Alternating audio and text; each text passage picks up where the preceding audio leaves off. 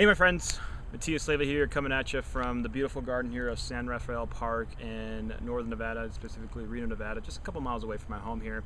Today's message is going to get a little deeper.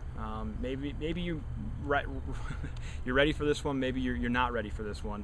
I'm not exactly sure, but we're going to talk about replenishing your soul. And this is a conversation that can be taken in many different angles and many different ways. But I'm going to share with you my experience and some of the times that I've had to replenish my soul to be able to find my deepest why, to be able to find my motives, to be able to find myself, really.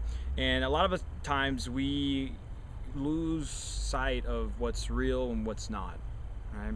And oftentimes, for me, example, growing up, it's been, relationships, going through, girlfriends and then breaking up. And the last one I went through definitely, kind of struck my soul in a way where it kind of bumped me off course temporarily, and I had to go back into what I call replenishing the soul, where it took a good 90 days, 180 days, so 3 to 6 months of pure self-love activities.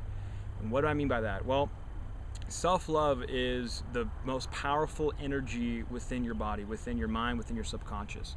And the only way that you're able to replenish your soul, clean out any of the gunk, let go of any past experiences, and move forward in the right direction with the right energy and the right focus, you got to clean out that soul. And the way I've done it, and this is my own way of doing it, is through the practice of meditation, Judaism, Buddhist, just minor things that I picked up that I've actually liked and that I've accepted and received. And then I've also invested a lot of time in books, a lot of time in audios, a lot of time doing the activities I love. For example, one of the things that I must do every week is I must work out and I must coach soccer. I must be out there because at those times, through the day-to-day grind of running a business and being extremely focused there, your soul also needs some outlets. It needs some outlets where it feels itself. It's not so much me pressuring myself to do things in the business world. It's me going out and doing things I love. Now, I'm not saying I don't love business. Actually, I'm passionate about it, and I extremely receive all aspects of business, but that's only a small part of my life, right? So one of the things that I really focused on the last year in terms of replenishing my soul and becoming a great leader and clearing out any of the gunk was really investing in myself in areas that I was slacking in. And those areas were, one, I always loved going to the gym, and I've been through the ups and downs, and I never stayed consistent, and now I've been so consistent that I'm getting results that I never got before. Why? I focused, and I really focused on the areas that I wanted to grow the most, not the areas that were already my strengths. I focused on my weaknesses. So my weaknesses were staying consistent in the gym, staying consistent reading books, staying consistent in building relationships, staying consistent in coaching soccer. Those are my outlets, and that's where I have found the most amount of self-love.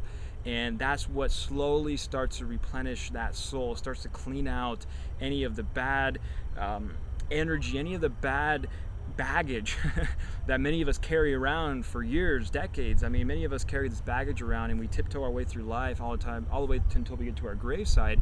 And then by the time we get there, we have all this baggage. So there's a way to do it, and it goes back into your self-love. Okay, invest in yourself. Books, tapes, CDs, seminars, friends, doing activities that you love doing outside of the business world, right?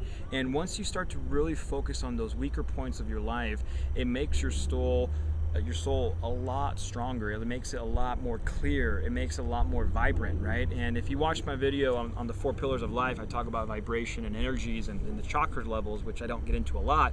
But what it means is the soul, the subconscious, it all interconnects. Your heart, your soul, your subconscious, your mind, everything connects. And when that is aligned, it's like, I always draw this image, but if you have a fist here, and a lot of us are kind of like this right now, okay? We're not really balanced in all areas of life. Our soul's not clean. We have this baggage. We're living in our broken record. We have this record playing in our mind from the last couple of years, the last couple of decades, our experiences, our relationships, and we're here. And the difference between the 99% of people out there and the 1% is this. Okay, so how do you create this alignment? Well, that alignment comes into and is created by you investing in yourself, by you taking the time to go on a walk and take everything out of your life and just go spend some time with yourself. The other thing too about self-love is not an ego-driven. It's not a I love myself that I stroke my ego. No. What it means is you love yourself, you have a high self-esteem about yourself. You wake up in the morning, you look in the mirror and you can smile and say, you know something, I've worked my ass off to get where I am, and man, I love myself.